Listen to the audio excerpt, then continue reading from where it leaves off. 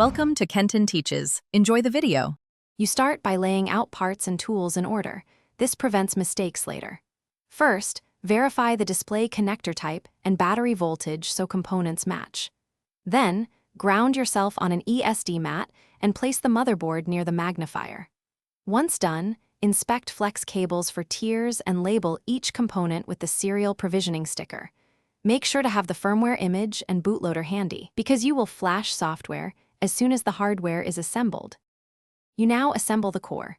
Position the main board into the case and use torque-controlled drivers to avoid stripping standoffs.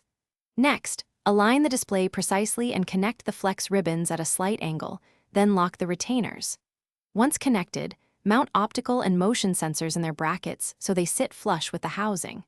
After that, route antenna lines away from the battery, install the battery with the correct polarity, and secure the back cover before moving to software.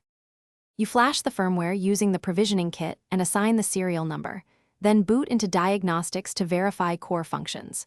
Make sure to calibrate heart rate and accelerometer sensors so readings are accurate, and pair Bluetooth to a test phone to confirm connectivity.